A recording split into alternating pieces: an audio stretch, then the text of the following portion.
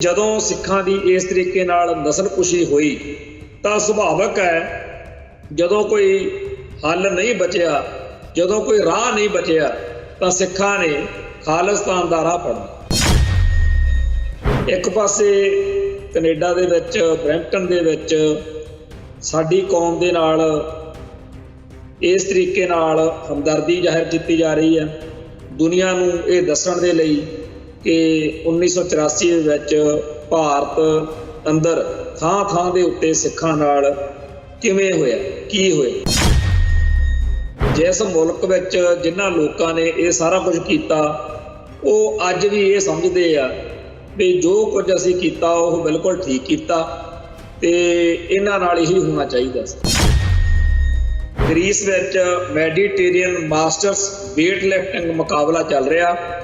ਉੱਥੇ ਸਰਦਾਰ ਮਹਿਮਾ ਸਿੰਘ ਬੋਲਾ 71 ਸਾਲ ਦੀ ਉਮਰ ਹੈ, ਉਹਨਾਂ ਨੇ ਖਾਲਿਸਤਾਨ ਦੇ ਨੁਮਾਇੰਦੇ ਵਜੋਂ ਉਹਨਾਂ ਨੇ ਉੱਥੇ ਹਾਜ਼ਰੀ ਲਵਾਈ ਆ।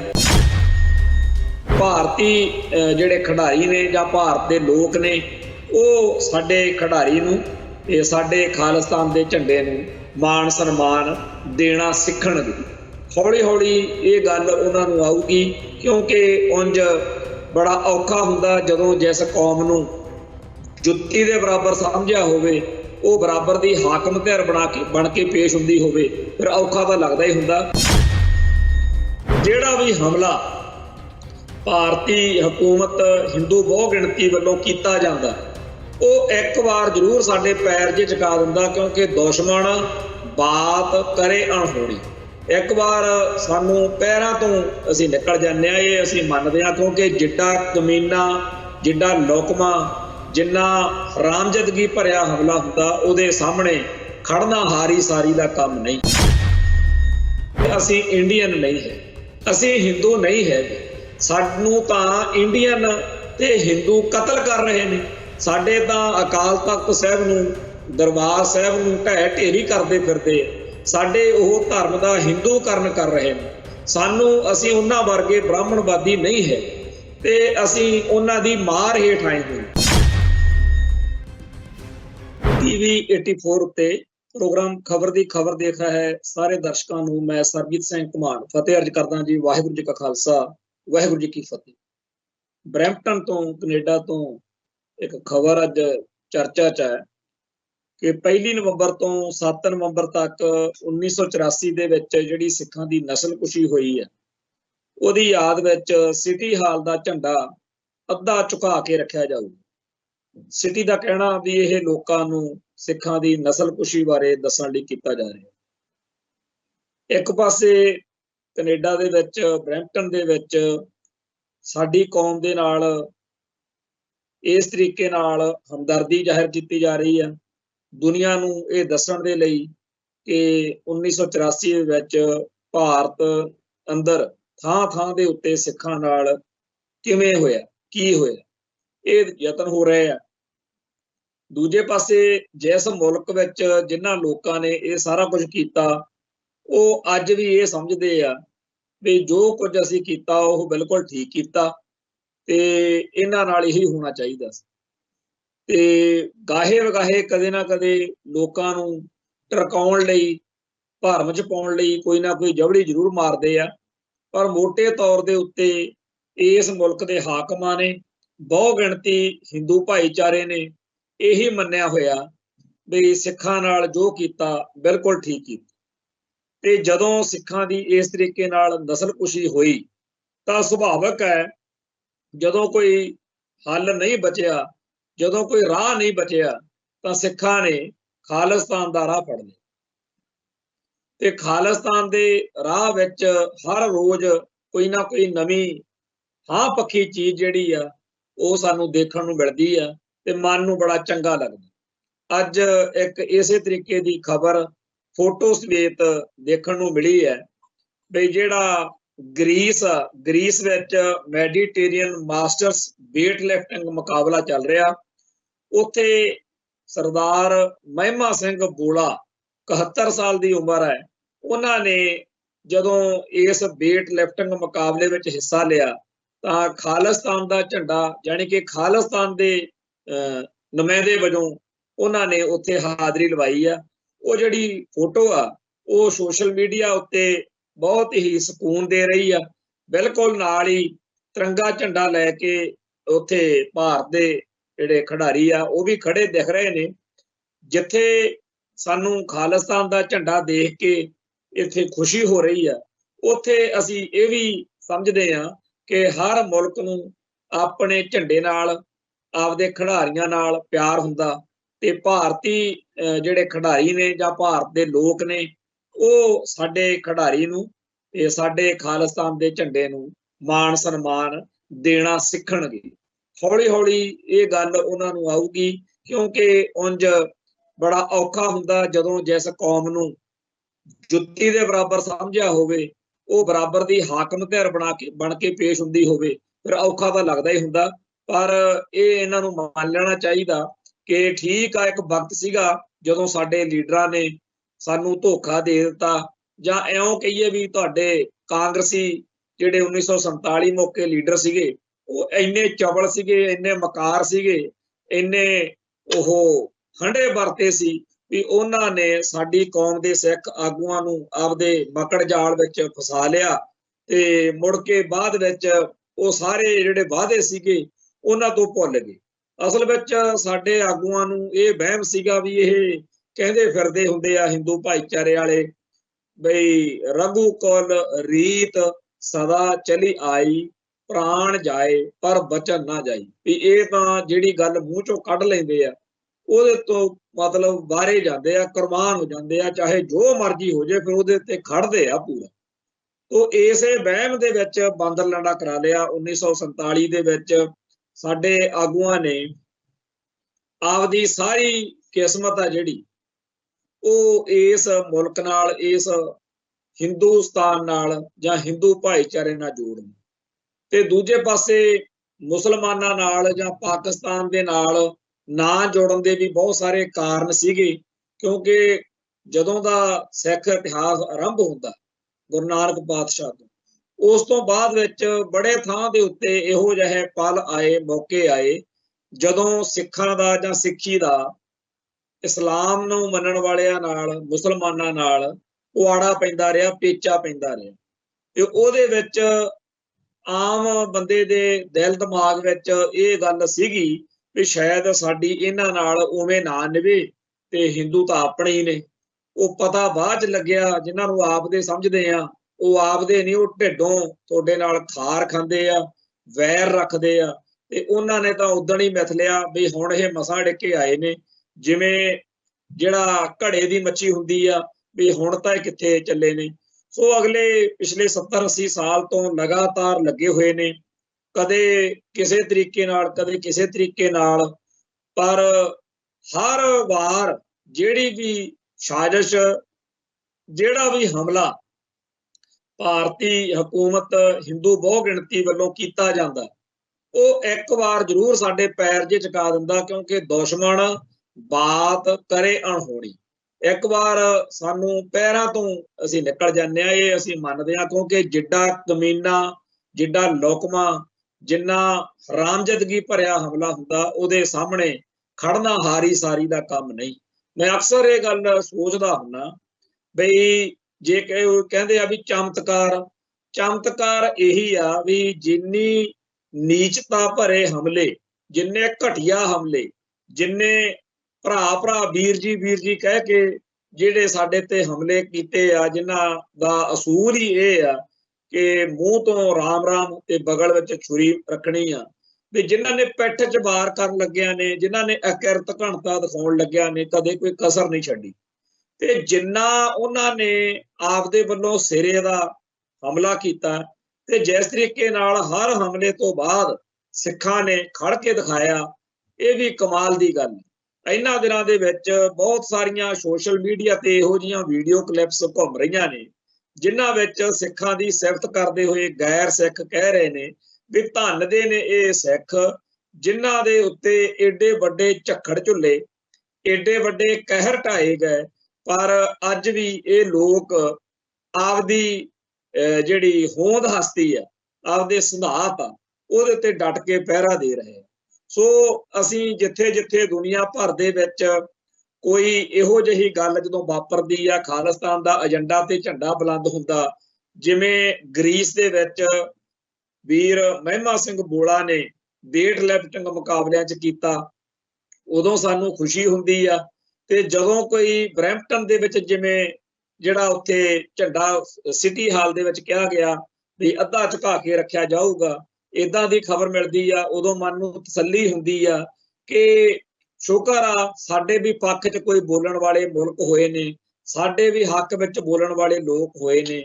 ਪਿਛਲੇ 35-40 ਸਾਲ ਤੋਂ ਲਗਾਤਾਰ ਸਾਡੇ ਭਾਈਚਾਰੇ ਦੇ ਲੋਕ ਅੱਡ-ਅੱਡ ਮੁਲਕਾਂ 'ਚ ਗਏ, ਉੱਥੋਂ ਦੇ ਲੋਕਾਂ ਦੇ ਸਾਹਮਣੇ ਆਪਦਾ ਪੱਖ ਪੇਸ਼ ਕੀਤਾ, ਉਹਨਾਂ ਲੋਕਾਂ ਨੂੰ ਕਾਇਲ ਕੀਤਾ ਕਿ ਅਸੀਂ ਇੰਡੀਅਨ ਨਹੀਂ ਹੈ, ਅਸੀਂ ਹਿੰਦੂ ਨਹੀਂ ਹੈਗੇ, ਸਾਨੂੰ ਤਾਂ ਇੰਡੀਅਨ ਤੇ ਹਿੰਦੂ ਕਤਲ ਕਰ ਰਹੇ ਨੇ, ਸਾਡੇ ਤਾਂ ਅਕਾਲ ਤਖਤ ਸਾਹਿਬ ਨੂੰ, ਦਰਬਾਰ ਸਾਹਿਬ ਨੂੰ ਢਹਿ ਢੇਰੀ ਕਰਦੇ ਫਿਰਦੇ ਆ, ਸਾਡੇ ਉਹ ਧਰਮ ਦਾ ਹਿੰਦੂਕਰਨ ਕਰ ਰਹੇ ਨੇ, ਸਾਨੂੰ ਅਸੀਂ ਉਹਨਾਂ ਵਰਗੇ ਬ੍ਰਾਹਮਣਵਾਦੀ ਨਹੀਂ ਹੈ ਤੇ ਅਸੀਂ ਉਹਨਾਂ ਦੀ ਮਾਰ ਹੇਠ ਆਏ ਹੋਏ। ਇਹ ਸਾਰਾ ਕੁਝ ਪਿਛਲੇ 30-35 ਸਾਲਾਂ 'ਚ ਲਗਾਤਾਰ ਜਿਨ੍ਹਾਂ ਸਿੱਖਾਂ ਨੇ ਬਾਹਰਲੇ ਮੁਲਕਾਂ 'ਚ ਦੂਜੀਆਂ ਕੌਮਾਂ ਕੋਲ, ਦੂਜਿਆਂ ਧਰਮਾਂ ਸਾਹਮਣੇ, ਦੂਜਿਆਂ ਮੁਲਕਾਂ ਵਿੱਚ ਕੀਤਾ, ਉਹਦਾ ਨਤੀਜਾ ਆਇਆ ਕਿ ਅੱਜ ਹਰ ਮੁਲਕ ਦੇ ਵਿੱਚ ਸਿੱਖਾਂ ਨੂੰ ਹਿੰਦੂ ਤੋਂ ਵੱਖਰਾ ਮੰਨਿਆ ਜਾਂਦਾ। ਅਮਰੀਕਾ ਦੇ ਵਿੱਚ ਇਹ ਗੱਲ ਹੁਣ ਪੂਰੇ ਜੋਬਨ ਤੇ ਆ, ਉੱਥੇ ਸਭ ਸਮਝ ਚੁੱਕੇ ਆ ਕਿ ਜਿਹੜੀ ਜਾਤ ਪਾਤ ਦੀ ਵਰਨ ਵੰਡ ਆ ਜਾਂ ਜਿਹੜਾ ਛੂਤ ਛਾਤ ਕਰਨਾ, ਊਚ ਨੀਚ ਮੰਨਣੀ, ਇਹ ਸਾਰਾ ਕੁਝ ਹਿੰਦੂ ਕਰਦੇ ਆ।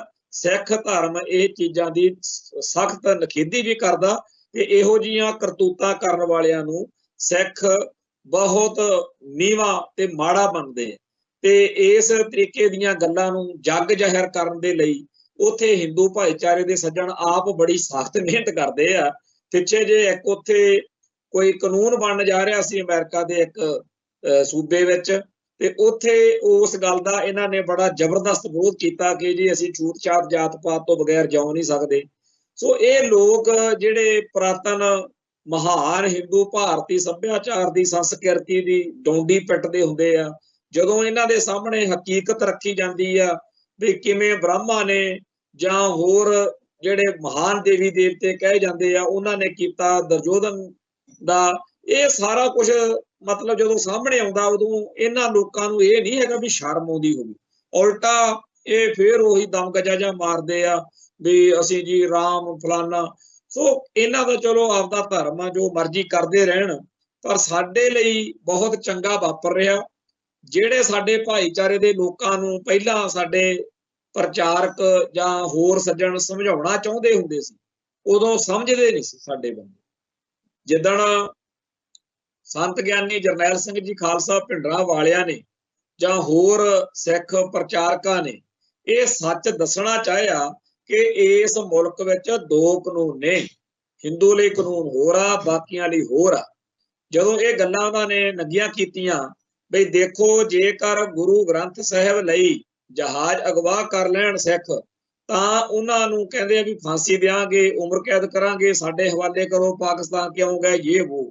ਦਲ ਖਾਲਸਾ ਵਾਲੇ ਭਾਈ ਗਜਿੰਦਰ ਸਿੰਘ ਵਰਗਿਆਂ ਦੀ ਉਹ ਗੱਲ ਸੰਤ ਕਰਦੇ ਹੁੰਦੇ ਸੀ। ਤੇ ਜਿਹੜੇ ਇੰਦਰਾ ਗਾਂਧੀ ਲਈ ਜਹਾਜ਼ ਅਗਵਾ ਕਰਨ ਉਹਨਾਂ ਨੂੰ ਕਹਿੰਦੇ ਜੀ ਆਪਾਂ ਟਿਕਟਾਂ ਦੇਣੀਆਂ ਨੇ, ਉਹਨਾਂ ਨੂੰ MLA MP ਬਣਾਉਣਾ। ਸੋ ਇੰਦਰਾ ਗਾਂਧੀ ਜਾਂ ਇਸ ਮੁਲਕ ਦਾ ਕੋਈ ਵੀ ਸਿਆਸੀ ਨੇਤਾ ਜਿਹੜਾ ਕਾਂਗਰਸੀ ਜਾਂ ਹਿੰਦੂ ਹੋਵੇ ਜਾਂ ਭਾਜਪਾ ਦਾ ਹੋਵੇ, ਉਹ ਕਹਿੰਦੇ ਬਹੁਤ ਬੰਬ ਆ, ਬਹੁਤ ਘੈਂਟ ਆ, ਪਰ ਸਿੱਖਾਂ ਦਾ ਇਸ਼ਟ ਕੁਛ ਨਹੀਂ। ਇਵੇਂ ਹੀ ਸਿੱਖਾਂ ਦੇ ਗੁਰਧਾਮਾਂ ਦੀ ਗੱਲ ਆ।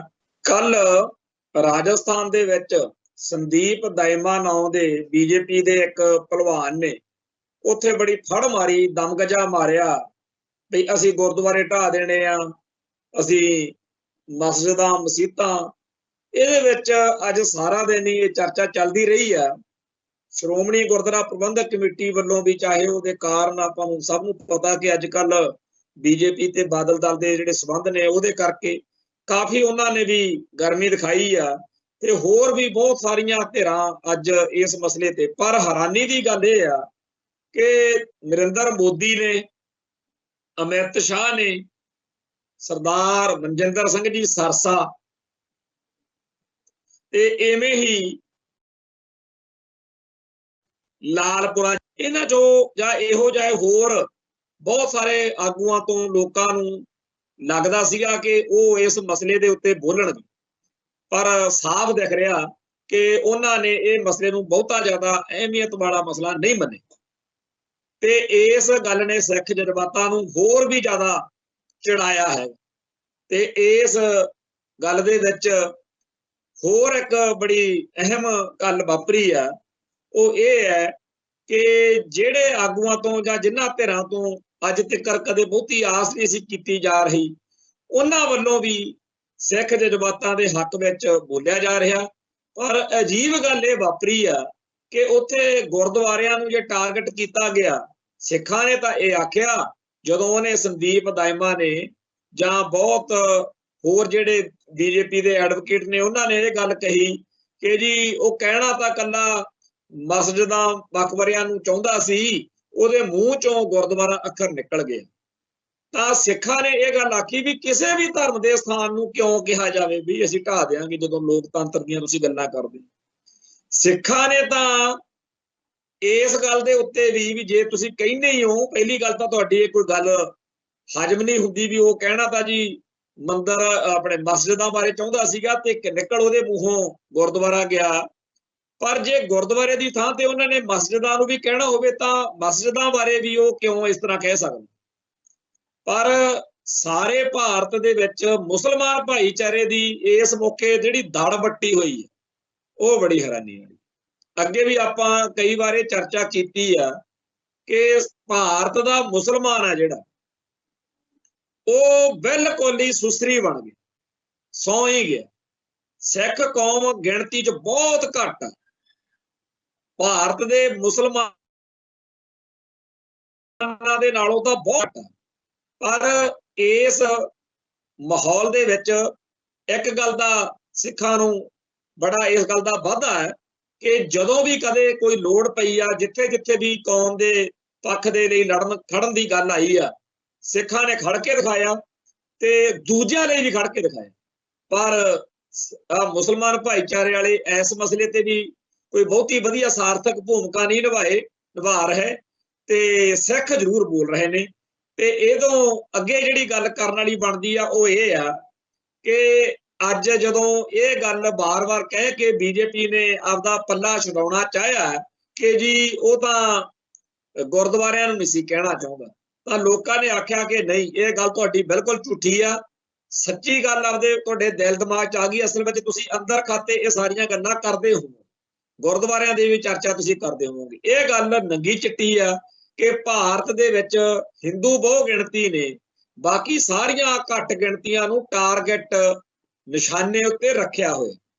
ਹੁਣ ਜਦੋਂ ਗੱਲ ਸਾਹਮਣੇ ਆ ਗਈ, ਉਦੋਂ ਆਪਣੇ ਆਪ ਨੂੰ ਵੋਟਾਂ ਦੇ ਹਿਸਾਬ ਨਾਲ ਜਾਂ ਹੋਰ ਬਹੁਤ ਸਾਰੇ ਕਾਰਨਾਂ ਕਰਕੇ ਅਜੇ ਉਹ ਚਾਹੁੰਦੇ ਨੇ ਕਿ ਆਪਾਂ ਸਿੱਖਾਂ ਨੂੰ ਭਲੇਸੇ 'ਚ ਰੱਖਣਾ, ਕਿਉਂਕਿ ਜਿਹੜੇ ਵਿਚਾਰੇ 24 ਘੰਟੇ ਸਾਡੇ ਇੱਥੇ ਰਾਸ਼ਟਰਵਾਦੀ ਸਿੱਖ ਲੱਗੇ ਰਹਿੰਦੇ ਨੇਗੇ ਕਿ ਨਹੀਂ ਜੀ ਐਡੀ ਤਾਂ ਕੋਈ ਗੱਲ ਨਹੀਂ, ਜੇ ਆ ਉਹ ਆ, ਉਹਨਾਂ ਦਾ ਵੀ ਤਾਂ ਮੂੰਹ ਰੱਖਣੀ ਕਰਨੀ ਸੀ।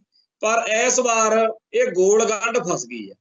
ਇਹ ਮਸਲਾ ਦਿਨੋਂ ਦਿਨ ਹੋਰ ਜ਼ਿਆਦਾ ਪੀੜਾ ਹੁੰਦਾ ਜਾਏਗਾ, ਕਿਉਂਕਿ ਜਿਹੜਾ ਸੰਦੀਪ ਦਾਇਮਾ ਨੇ ਮੂੰਹ ਚੋਂ ਗੱਲ ਕੱਢੀ ਆ, ਉਹਦੇ ਹੱਕ ਵਿੱਚ ਤਾੜੀਆਂ ਮਾਰਨ ਵਾਲੀ ਗੱਲ ਸਿੱਖ ਨਹੀਂ ਭੁੱਲ ਪਏ।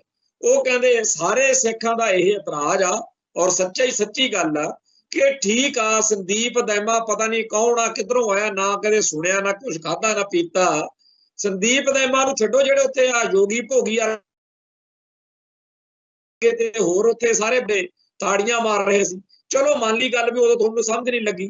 ਫਿਰ ਤੁਸੀਂ ਕਹਿੰਦੇ ਹੋ ਜੀ ਮੋਦੀ ਤੇ ਅਮਿਤ ਸ਼ਾਹ ਤਾਂ ਦੇਖੋ, ਕਦੇ ਗੁਰਦੁਆਰਾ ਬੰਗਲਾ ਸਾਹਿਬ, ਕਦੇ ਗੁਰਦੁਆਰੇ ਰਕਾਬਗੰਜ, ਕਦੇ ਗੁਰਦੁਆਰਾ ਸੀਸਗੰਜ, ਕਦੇ ਵੀ ਉਹ ਤਾਂ ਜੀ ਬਹੁਤ ਸਿੱਖਾਂ ਦਾ ਸਤਿਕਾਰ ਕਰਦੇ ਆ, ਸਿੱਖਾਂ ਨੂੰ ਸੱਦ ਕੇ ਰੋਟੀ ਪਾਣੀ ਉਹਦੇ ਨਾਲ ਛਕਦੇ ਆ।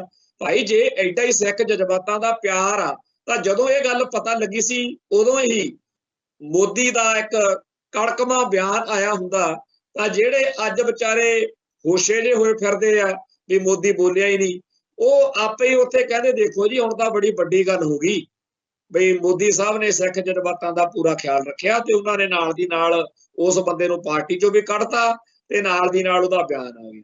ਮੋਦੀ ਨੇ ਤਾਂ ਕੀ ਬੋਲਣਾ ਸੀ, ਬੋਲਿਆ ਅਮਿਤ ਸ਼ਾਹ ਵੀ ਨਹੀਂ, अमित शाह ने तां की बोलना सीगा, लालपुरे हुणी मनजिंदर सरसे हुणी भी दड़ बट्टी बैठे आ। खैर सानू तां कोई भुलेखा नहीं, किसान संघर्ष वाले दिनां दे विच जिन्नी ज्यादा भकाई हिंदू भाईचारे दे हिंदू कट्टरपंथियां ने मारी, ਉਹ ਸਾਡੇ ਸਾਰਿਆਂ ਦੇ ਦਿਲ ਦਿਮਾਗ ਤੇ ਛਪੀ ਹੋਈ ਹੈ। ਕਿਵੇਂ ਉਸ ਮੌਕੇ ਪਾਕਿਸਤਾਨ ਦੇ ਏਜੰਟ ਕਦੇ ਕੁਛ ਇੱਕ ਟੂਲ ਕਿੱਟ ਦਾ ਰੌਲਾ ਜਿਹਾ ਪਾ ਕੇ ਕਿੰਨੇ ਹੀ ਲੋਕਾਂ ਨੂੰ ਫੜ ਫੁੜ ਲਿਆ, ਤੇ ਜੇ ਕੋਈ ਬਾਹਰੋਂ ਬੈਠਾ ਹਾਂ ਦਾ ਨਾਰਾ ਮਾਰਦਾ ਸੀ ਉਦੋਂ ਲੇਰਾ ਮਾਰਦੇ ਸੀ, ਹਾਏ ਜੀ ਸਾਡੇ ਦੇਸ਼ ਦੇ ਮਸਲਿਆਂ 'ਚ ਦਖਲਅੰਦਾਜ਼ੀ ਨਾ ਕਰੋ। ਤੋ ਜਿੰਨੀ ਉਸ ਮੌਕੇ ਕੜੱਤਣ, ਨਫ਼ਰਤ ਤੇ ਨੀਚਤਾ ਗੋਦੀ ਮੀਡੀਆ ਰਾਹੀਂ, ਸੋਸ਼ਲ ਮੀਡੀਆ ਰਾਹੀਂ ਨੰਗੀ ਹੋ ਚੁੱਕੀ ਆ, ਉਸ ਦੇ ਵਿੱਚ ਇਹ ਗੱਲਾਂ ਵੀ ਤੁਸੀਂ ਗੁਰਦੁਆਰਿਆਂ ਨੂੰ ਟਾਰਗੇਟ ਕਰਨ ਦੀ ਮਨਸ਼ਾ ਰੱਖਦੇ ਹੋ, ਇਹ ਕੋਈ ਨਵੀਆਂ ਨਹੀਂ ਹੈਗੀ। ਅਸੀਂ ਤਾਂ ਸਿਰਫ ਉਹ ਲੋਕ ਆ, ਇੱਕ ਸਾਡੇ YouTube ਦੇ ਉੱਤੇ ਜਦੋਂ ਪ੍ਰੋਗਰਾਮ ਪੈਂਦੇ ਆ, ਹੇਠਾਂ ਕੁਝ ਵਿਚਾਰੇ ਜਿਨ੍ਹਾਂ ਨੂੰ ਮਿਹਨਤ 24 ਘੰਟੇ ਕਰਨੀ ਪੈਂਦੀ ਆ ਵੀ ਇਹ ਕੀ ਕਹਿੰਦੇ ਆ ਖਾਲਿਸਤਾਨੀ, ਉਹ ਲਿਖਦੇ ਆ ਜੀ, ਕਹਿੰਦੇ ਕੋਈ ਨਵੀਂ ਗੱਲ ਕਰਿਆ ਕਰੋ। ਭਾਈ ਤੁਸੀਂ ਜਿਹੜੀ ਭਕਾਈ ਮਾਰੇ ਤੁਹਾਡੇ ਜਿਹੜੇ ਹਿੰਦੂ ਭਾਈਚਾਰੇ ਦੇ ਕੱਟੜਪੰਥੀ ਮੋਦੀ ਗੋਦੀ ਮੀਡੀਆ ਵਾਲੇ, ਅਸੀਂ ਇਹ ਤੁਹਾਡੇ ਲਈ ਨਹੀਂ, ਤੁਹਾਨੂੰ ਤਾਂ ਪਤਾ ਹੀ ਹੈ ਤੁਸੀਂ ਕੀ ਗੰਦ ਪਾਉਂਦੇ ਹੋ। ਅਸੀਂ ਤਾਂ ਆਪ ਦੇ ਆਪ ਨੂੰ ਹਰ ਵੇਲੇ ਸੁਚੇਤ ਕਰਦੇ ਰਹਿਣ ਲਈ ਵੀ ਦੇਖੀ ਕਿਤੇ ਇਹਨਾਂ ਤੇ ਯਕੀਨ ਨਾ ਕਰ ਲਈ। ਸੱਪ ਉੱਤੇ ਯਕੀਨ ਕਰਨਾ ਜਿਵੇਂ ਔਖਾ ਹੁੰਦਾ ਨਾ, ਤੇ ਹਰ ਵਾਰੀ ਜਦੋਂ ਆਪਾਂ ਕਿਤੇ ਹਨੇਰੇ ਸਵੇਰੇ ਜਾਂਦੇ ਆ ਤਾਂ ਘਰਾਂ 'ਚ ਸਿਆਣਾ ਬੰਦਾ ਨਾਲ ਦੇ ਨੂੰ ਕਹਿੰਦਾ ਵੀ ਦੇਖੀ ਪੈਰ ਆਪਦਾ ਬੋਚ ਕੇ ਰੱਖੀ, ਸੱਪ ਸਲੂੰਡੀ ਦਾ ਖਤਰਾ ਹੈ। ਉਵੇਂ ਹੀ ਜਦੋਂ ਅਸੀਂ ਹਰ ਰੋਜ਼ ਭਾਰਤ ਦੀਆਂ ਹਿੰਦੂ ਭਾਈਚਾਰੇ ਦੀਆਂ ਇਹ ਐਂਟੀ ਸਿੱਖ ਕਰਤੂਤਾਂ ਬਾਰੇ ਚਰਚਾ ਕਰਦੇ ਹਾਂ, ਅਸਲ ਵਿੱਚ ਅਸੀਂ ਆਪਦੇ ਆਪ ਨੂੰ ਚੇਤੇ ਕਰਵਾ ਰਹੇ ਹੁੰਦੇ ਆ ਵੀ ਕਦੇ ਕਿਸੇ ਇਹਨਾਂ ਦੇ ਚੱਕਰ 'ਚ ਨਾ ਫਸੀਏ, ਕਦੇ ਇਹਨਾਂ ਦੀ ਕਿਸੇ ਕਰਤੂਤ ਦੇ ਵਿੱਚ ਫਸ ਨਾ ਜਾਈਏ। ਕਿਉਂਕਿ ਜਿਸ ਤਰੀਕੇ ਦਾ ਮਾਹੌਲ ਪਿਛਲੇ 70-80 ਸਾਲਾਂ 'ਚ ਤੁਸੀਂ ਦਿਖਾ ਚੁੱਕੇ ਹੋ, ਉਹ ਸਾਰੀ ਕੱਲੀ ਕੱਲੀ ਗੱਲ ਕਦੇ ਵੀ ਕੋਈ ਉਹ ਨਿਕਲਣੀ ਥੋੜੀ ਹੈ। 1984 ਮੌਕੇ ਅਡਵਾਨੀ ਤਾਂ ਆਪ ਫੜਾ ਮਾਰਦਾ ਵੀ ਇੰਦਰਾ ਗਾਂਧੀ ਤਾਂ ਕਰਦੀ ਨਹੀਂ ਸੀਗੀ, ਅਸੀਂ ਫਿਰ ਕਿਹਾ ਤੂੰ ਦੁਰਗਾ ਬਣ, ਤੇ ਉਹਨੇ ਫੇਰ ਕਾਰਵਾਈ ਕੀਤੀ ਆ। ਉਹ ਕਿੱਥੇ ਕਰਦੀ ਸੀ। ਜੋ ਕੁਝ ਵਾਪਰ ਚੁੱਕਿਆ ਉਹਦੇ ਹਿਸਾਬ ਨਾਲ ਆਹ ਗੱਲਾਂ ਤਾਂ ਤੁਸੀਂ ਕਰਕੇ ਦਿਖਾਇਆ ਹੋਇਆ ਜੀ। ਗੁਰਦੁਆਰੇ ਤੇ ਹਮਲੇ ਦੀਆਂ ਗੱਲਾਂ ਕੀ ਤੁਸੀਂ ਤਾਂ ਅਕਾਲ ਤਖਤ ਸਾਹਿਬ ਦਰਬਾਰ ਸਾਹਿਬ ਤੇ ਕਰਕੇ ਦਿਖਾਇਆ ਹੋਇਆ। ਨਵੰਬਰ 84 ਨੂੰ ਗੁਰਦੁਆਰਾ ਰਕਾਬਗੰਜ ਤੇ ਟਾਰਗੇਟ ਕਰਕੇ ਦਿਖਾਇਆ ਹੋਇਆ। ਸੋ ਇਹ ਗੱਲਾਂ ਜਿਹੜੀਆਂ ਨੇ ਗੱਜ ਵੱਜ ਕੇ ਕਹੋ ਤਾਂ ਕਿ ਜਿਹੜੇ ਤੁਹਾਡੇ ਚੱਕਰ 'ਚ ਫਸੇ ਹੋਏ ਸਿੱਖ ਨੇ ਉਹਨਾਂ ਨੂੰ ਕੋਈ ਅਕਲ ਆਵੇ, ਕਿਉਂਕਿ ਬਹੁਤ ਵੱਡੀ ਗਿਣਤੀ ਵਿੱਚ ਮਾਤਾ ਦਾ ਮਾਲ ਬਣਿਆ ਹੋਇਆ ਜਿਹੜਾ, ਉਹ ਤੁਹਾਡੇ ਚੱਕਰ 'ਚੋਂ ਸਾਡੇ ਸਮਝਾਇਆ ਨਹੀਂ ਨਿਕਲਣਾ। ਜਦੋਂ ਸੰਤ ਗਿਆਨੀ ਜਰਨੈਲ ਸਿੰਘ ਜੀ ਖਾਲਸਾ ਭਿੰਡਰਾਂ ਵਾਲੇ ਸਮਝਾਉਂਦੇ ਸੀ ਉਦੋਂ ਵੀ ਨਹੀਂ ਸੀ ਨਿਕਲੇ ਲੋਕ। ਜਦੋਂ ਛਿੱਤਰ ਪਿਆ 1984 'ਚ ਨਵੰਬਰ ਦੇ ਵਿੱਚ, ਉਦੋਂ ਅਕਲ ਆਈ ਵੀ ਇਹ ਇੰਡੀਆ ਜਿਹੜਾ ਹੈ ਇਹ ਤਾਂ ਹਿੰਦੂਆਂ ਦਾ ਮੁਲਕ ਆ, ਸਿੱਖਾਂ ਦਾ ਮੁਲਕ ਇਹ ਨਹੀਂ ਹੈ। ਮੁਸਲਮਾਨਾਂ ਨੇ ਪਾਕਿਸਤਾਨ ਲੈ ਲਿਆ ਤੇ ਹਿੰਦੂਆਂ ਨੇ ਹਿੰਦੁਸਤਾਨ, ਸਿੱਖਾਂ ਦਾ ਕੀ ਹੈ। ਸੋ ਸਿੱਖਾਂ ਦੇ ਲਈ 1984 ਨੇ ਇੱਕ ਅਕਲ ਦਿੱਤੀ ਹੈ, ਛਿੱਤਰ ਫੇਰ ਕੇ ਅਕਲ ਦਿੱਤੀ ਆ ਕਿ ਆਪਦਾ ਮੁਲਕ ਬਣਾ ਲਓ।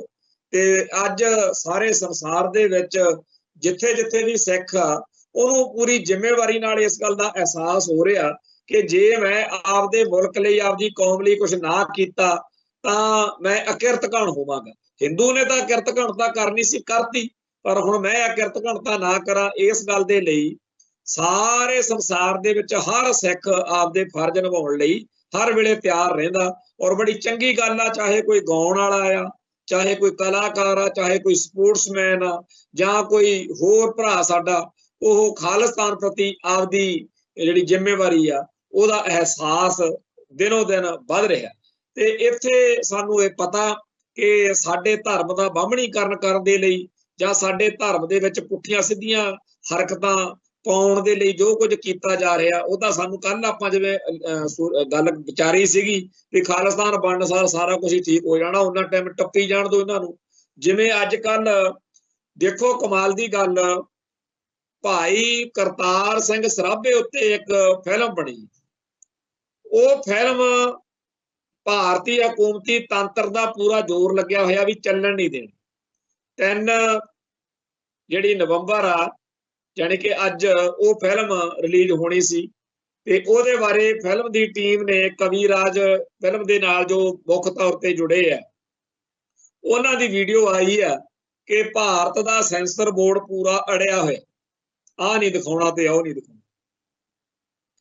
इवें ही एक होर फिल्म जिहदे बारे भारत का सारा जोर लग्या होया सिस्टम का कि यह सिखां नूं लाजमी दिखाउणी है, वो जिहड़ी फिल्म आ दास्ताने सरहंद, ਉਹਦੇ बारे खालसा पंथ के बहुत भारी इतराज ने ते श्रोमणी गुरुद्वारा प्रबंधक कमेटी ने 13/12/2022 ਨੂੰ ਮਤਾ भी पास किया होया कि सिख गुरु साहिबान उन्हां दे परिवारां अते 10वें पातशाह साहिब श्री गुरु गोबिंद सिंह जी के साहिबजादियां बारे बनदियां फिल्मां नूं संगत वल्लों उते भारी इतराज किए जाते हैं।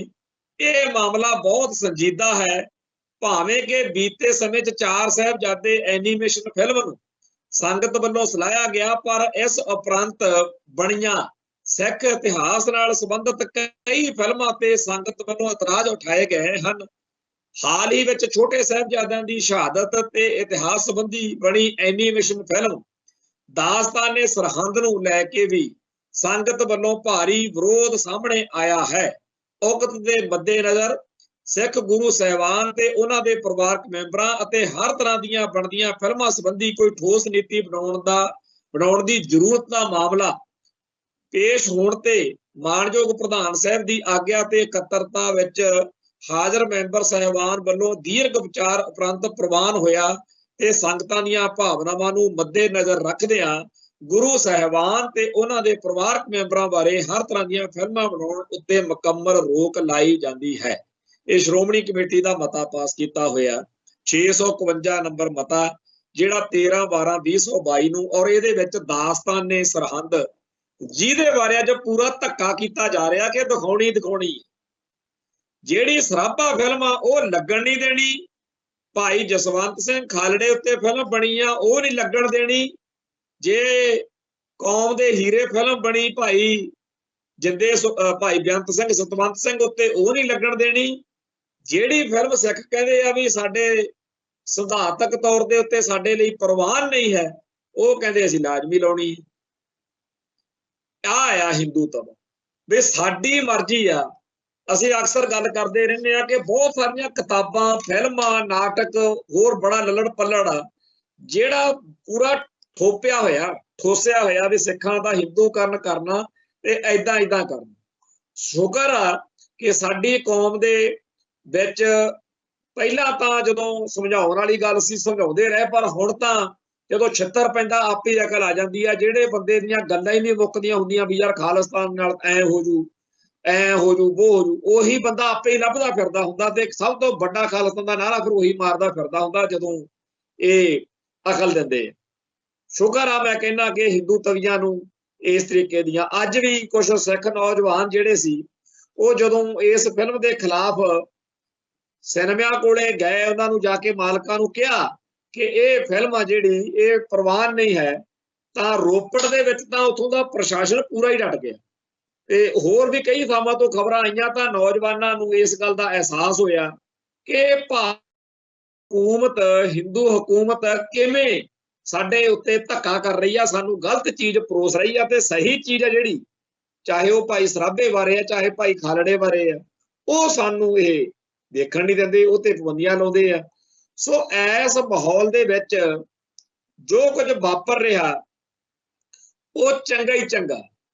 1984 ਦਾ ਬਹੁਤ ਭਾਰੀ ਸਾਨੂੰ ਨੁਕਸਾਨ ਹੋਇਆ, ਪਰ ਇਹ ਗੱਲ ਚੰਗੀ ਹੋ ਗਈ ਕਿ ਉਸ ਤੋਂ ਬਾਅਦ ਵਿੱਚ ਸਿੱਖ ਚੇਤਨਾ ਜਾਗੀ ਆ, ਖਾਲਿਸਤਾਨ ਦੇ ਰਾਹ ਪਈ ਤੇ ਜਿਹੜੇ ਸਾਡੇ ਭਾਈਚਾਰੇ ਦੇ ਬਹੁਤ ਸਾਰੇ ਲੋਕਾਂ ਨੂੰ ਖਾਲਿਸਤਾਨ ਤੋਂ ਅਲਰਜੀ ਹੈ, ਜਿਨ੍ਹਾਂ ਨੂੰ ਖਾਲਿਸਤਾਨ ਪ੍ਰਵਾਨ ਨਹੀਂ, ਸਾਡੀ ਗਰੰਟੀ ਆ ਕਿ ਇੱਕ ਦਿਨ ਆਊਗਾ ਜਦੋਂ ਸਭ ਤੋਂ ਪਹਿਲਾਂ ਤੇ ਵੱਡਾ ਝੰਡਾ ਉਹਨਾਂ ਦੇ ਹੱਥ 'ਚ ਹੋਇਆ ਕਰੂਗਾ, ਕਿਉਂਕਿ ਜੋ ਇੰਡੀਆ ਤੇ ਜੋ ਹਿੰਦੂਤਵਾ ਬਾਕੀ ਘੱਟ ਗਿਣਤੀਆਂ ਨਾਲ ਕਰ ਰਿਹਾ, ਜੋ ਸਿੱਖਾਂ ਨਾਲ ਕਰ ਰਿਹਾ, ਆ ਜਿਹੜੀ ਅੱਜ ਦਮਗੱਜਾ ਮਾਰਿਆ ਜਦੋਂ ਸੋਸ਼ਲ ਮੀਡੀਆ ਤੇ ਘੁੰਮਿਆ, ਜਿਹਨੇ ਵੀ ਲਿਖਿਆ ਜਿਹਨੇ ਵੀ ਪੜ੍ਹਿਆ, ਪੈਰਾਂ ਥੱਲੋਂ ਜ਼ਮੀਨ ਨਿਕਲ ਗਈ ਬਹੁਤਿਆਂ ਦੇ ਜਿਹੜੇ ਭਾਰਤ ਮਾਤਾ ਕੀ ਜੈ ਗਾਉਂਦੇ ਫਿਰਦੇ ਵੀ ਹੈ।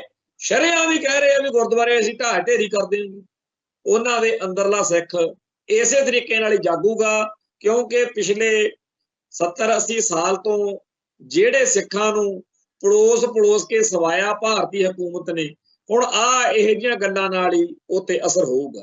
ਖੈਰ ਇਸ ਮਸਲਿਆਂ ਤੇ ਉੱਤੇ ਨਿਤ ਚਰਚਾ ਕਰਦੇ ਕਰਾਉਂਦੇ ਆ, ਪਰ ਇੱਕ ਅੱਜ ਵੱਖਰੀ ਤਰ੍ਹਾਂ ਦੀ ਗੱਲ ਮਨ ਵਿੱਚ ਸੰਗਤ ਨਾਲ ਸਾਂਝੀ ਕਰਨੀ ਆ, ਉਸ ਤੋਂ ਉਪਰੰਤ ਸਮਾਪਤੀ ਕਰਾਂਗੇ। ਰੋਪੜ ਦੇ ਵਿੱਚ ਇੱਕ ਬਹੁਤ ਹੀ ਦਰਦਨਾਕ ਤੇ ਹੌਲਨਾਕ ਘਟਨਾਕ੍ਰਮ ਵਾਪਰਿਆ, ਜਿਹਦੇ ਵਿੱਚ ਇੱਕ ਮਾਂ ਨੂੰ ਉਹਦੇ ਪੁੱਤ ਨੇ ਤੇ ਸਾਰੇ ਟੱਬਰ ਨੇ ਬਹੁਤ ਜ਼ਿਆਦਾ ਜਲੀਲ ਕੀਤਾ।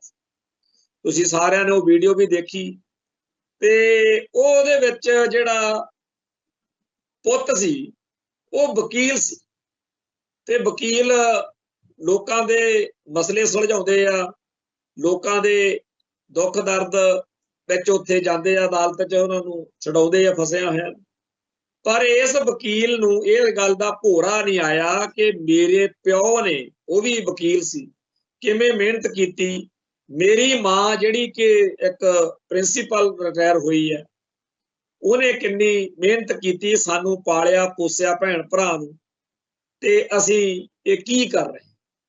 ਤੇ ਇਸ ਸ਼ਖਸ ਨੇ ਜੋ ਕਰਤੂਤ ਕੀਤੀ, ਉਹਦੇ ਵਿੱਚ ਇਹਦੀ ਜਿਹੜੀ ਘਰਵਾਲੀ ਸੁਧਾ ਵਰਮਾ, ਉਹ ਅਧਿਆਪਕ ਸੀ। ਅੱਜ ਉਹਦੀ ਵੀ ਖਬਰ ਆ ਗਈ ਆ ਵੀ ਉਹ ਜੇਲ੍ਹ 'ਚ ਬੰਦ ਵਾ, ਤੇ ਉਹਨੂੰ ਵੀ ਵਕੀਲ ਨੂੰ, ਜਿਵੇਂ ਵਕੀਲ ਦੇ ਬਾਰੇ ਬਾਰ ਕੌਂਸਲ ਰੋਪੜ ਨੇ ਫੈਸਲਾ ਕੀਤਾ ਵੀ ਇਹਦਾ ਅਸੀਂ ਇਹ ਮੈਂਬਰ ਨਹੀਂ, ਇਹ ਸਾਡਾ, ਇਹਨੂੰ ਫਾਰਗ ਕਰਦੇ ਆ, ਉਵੇਂ ਹੀ ਸਿੱਖਿਆ ਵਿਭਾਗ ਨੇ ਸੁਧਾ ਵਰਮਾ ਨੂੰ ਵੀ ਮੁਅੱਤਲ ਕਰਤਾ।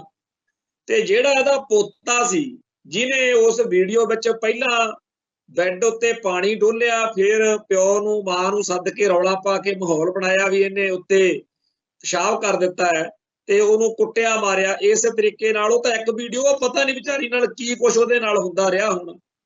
ਤੋ ਇਹ ਜਿਹੜਾ ਸਾਰਾ ਕੁਝ ਸਮਾਜ ਵਿੱਚ ਆਪਣੇ ਵਾਪਰ ਰਿਹਾ, ਮੈਂ ਇਹ ਕਹਿਣਾ ਕਿ ਵਕੀਲ ਅੰਕਰ ਵਰਮਾ ਨੇ ਆਪਦੀ ਮਾਂ ਨਾਲ ਜੋ ਕੀਤਾ ਉਹ ਤਾਂ ਦੁਨੀਆ ਨੇ ਦੇਖ ਲਿਆ,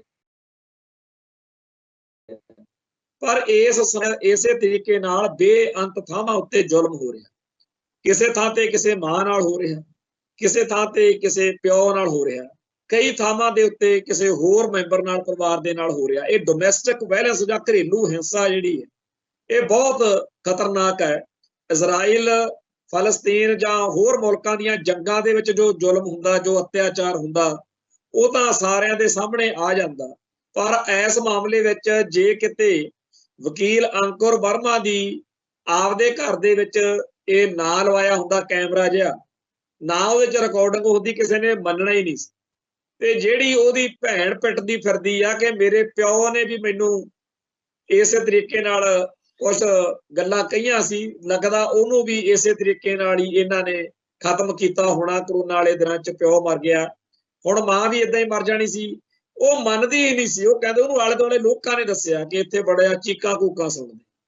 ਤੇ ਜੋ ਕੁਝ ਵਾਪਰਿਆ ਉਹ ਬਹੁਤ ਦਰਦਨਾਕ ਤੇ ਹੌਲਨਾਕ ਆ। ਪਰ ਆਪਾਂ ਇਹ ਨਾ ਕਹੀਏ ਕਿ ਅੰਕੁਰ ਵਰਮਾ ਜਾਂ ਇਹ ਪਰਿਵਾਰ ਕੱਲਾ, ਆਲੇ ਦੁਆਲੇ ਬੇਅੰਤ ਥਾਵਾਂ ਤੇ ਇਸ ਤਰੀਕੇ ਨਾਲ ਜ਼ਬਰ ਹੁੰਦਾ। ਤੇ ਇਸ ਪਾਪ ਨੂੰ, ਇਸ ਅਤਿਆਚਾਰ ਨੂੰ ਆਪਦੇ ਆਲੇ ਦੁਆਲੇ ਮਹਿਸੂਸ ਕਰਨ ਦੀ ਲੋੜ ਆ ਵੀ ਕਿੱਥੇ ਹੋ ਰਿਹਾ। ਇਹਦੇ ਬਾਰੇ ਸਾਨੂੰ ਆਪਣੇ ਬਣਦੇ ਫਰਜ਼ ਨਿਭਾਉਣ ਦੀ ਲੋੜ। ਸਿੱਖ ਕੌਮ ਬਾਰੇ ਸਾਰੇ ਸੰਸਾਰ ਦੇ ਵਿੱਚ ਇਹ ਗੱਲ ਆ ਕਿ ਸਭ ਤੋਂ ਪਹਿਲਾਂ ਤੇ ਸਭ ਤੋਂ ਸਹੀ ਭੂਮਿਕਾ ਜਿਹੜੀ ਆ ਉਹ ਨਿਭਾਉਣ ਲਈ ਮੰਨੇ ਜਾਂਦੇ ਆ। ਤੋਂ ਬਹੁਤ ਹੀ ਇਸ ਗੱਲ ਦੀ ਭਾਰੀ ਲੋੜ ਹੈ ਕਿ ਜਿੱਥੇ ਵੀ ਕਿਤੇ ਦੁਨੀਆ 'ਚ ਇਸ ਤਰੀਕੇ ਨਾਲ ਕਿਸੇ ਨਾਲ ਅਤਿਆਚਾਰ ਹੋ ਰਿਹਾ, ਉਹਦੇ ਪ੍ਰਤੀ ਸਿੱਖ ਆਪਦੀ ਜ਼ਿੰਮੇਵਾਰੀ ਵਾਲੀ ਭੂਮਿਕਾ ਨਿਭਾਉਣ। ਇਸ ਮਾਮਲੇ ਵਿੱਚ ਵੀ ਜਿਨ੍ਹਾਂ ਨੌਜਵਾਨਾਂ ਨੇ ਉੱਥੋਂ ਜਾ ਕੇ ਉਹਨੂੰ ਲੈ ਕੇ ਆਂਦਾ, ਸਾਰੀ ਕਾਰਵਾਈ ਕੀਤੀ, ਉਸ ਮਾਤਾ ਨੂੰ ਸੰਭਾਲਿਆ, ਬੇਸ਼ੱਕ ਉਹਦੀ ਬਾਅਦ ਵਾਲੀ ਵੀਡੀਓ ਵੀ ਆਈ ਔਰ ਦੇਖ ਕੇ ਮਨ ਭਰ ਆਇਆ, ਜਦੋਂ ਉਹ ਉਦੋਂ ਵੀ ਡਰ ਰਹੀ ਸੀ ਕਿ ਹੁਣ ਤਾਂ ਨਹੀਂ ਮੈਨੂੰ ਇਸ ਗੱਲ ਦੇ ਬਹਾਨੇ ਕਿ ਤੂੰ ਪਿਸ਼ਾਬ ਕਰਤਾ ਜਾਂ ਆਹ ਗਲਤੀ ਕੀਤੀ ਕੁੱਟਮਾਰ ਹੋਊਗੀ। ਖੈਰ ਅੱਜ ਇਹ ਗੱਲ ਇੰਨੇ ਦਿਨ ਬਾਅਦ ਕਰਨ ਦਾ ਇਸ ਕਰਕੇ ਹੌਸਲਾ ਪਿਆ ਕਿ ਪਹਿਲੇ ਦਿਨ ਜਦੋਂ ਦੇਖਿਆ ਤੇ ਦਿਲ ਬਹੁਤ ਜ਼ਿਆਦਾ ਮਨ ਦੇ ਉੱਤੇ ਅਸਰ ਹੋਇਆ ਕਿ ਇਹ ਕਿਹੋ ਜਿਹਾ ਸਮਾਜ ਬਣਦਾ ਜਾ ਰਿਹਾ, ਕਿਹੋ ਜਿਹਾ ਮਾਹੌਲ ਬਣਦਾ ਜਾ ਰਿਹਾ। ਇਸ ਗੱਲ ਦੇ ਉੱਤੇ ਆਪਣੇ ਆਪ ਦਾ, ਹਰੇਕ ਦਾ ਸਾਡਾ ਧਿਆਨ ਜਾਣਾ ਚਾਹੀਦਾ ਕਿ ਸਾਡੇ ਅੰਦਰਲਾ ਕਿਤੇ ਸ਼ੈਤਾਨ, ਅਸੀਂ ਕਿਤੇ ਇਹੋ ਜਿਹੇ ਪਾਪ ਦੇ ਹਿੱਸੇਦਾਰ ਤਾਂ ਨਹੀਂ। ਆਓ ਉਸ ਅਕਾਲ ਪੁਰਖ ਵਾਹਿਗੁਰੂ ਦੇ ਚਰਨਾਂ 'ਚ ਧਿਆਨ ਧਰ ਕੇ ਆਪਣੇ ਆਪ ਨੂੰ ਅਰਦਾਸ ਬੇਨਤੀ ਆਪਦੇ ਲਈ ਵੀ ਕਰਿਆ ਕਰੀਏ ਕਿ ਸੱਚੇ ਪਾਤਸ਼ਾਹ ਸੱਚੇ ਮਾਰਗ ਉੱਤੇ, ਸਹੀ ਦਿਸ਼ਾ ਵਿੱਚ ਤੇ ਹਰ ਵੇਲੇ ਸਾਰਥਕ ਸੋਚ ਵਾਲੇ ਪਾਸੇ ਹੀ ਤੋਰਿਓ। ਇੰਨੀ ਕਹਿੰਦੇ ਹੋਇਆ ਸਮਾਪਤੀ ਕਰਦੇ ਹਾਂ। ਕੱਲ ਫਿਰ ਮਿਲਾਂਗੇ ਜੀ। ਨਾਨਕ ਨਾਮ ਚੜ੍ਹਦੀ ਕਲਾ, ਤੇਰੇ ਭਾਣੇ ਸਰਬੱਤ ਦਾ ਭਲਾ। ਵਾਹਿਗੁਰੂ ਜੀ ਕਾ ਖਾਲਸਾ, ਵਾਹਿਗੁਰੂ ਜੀ ਕੀ ਫਤਿਹ।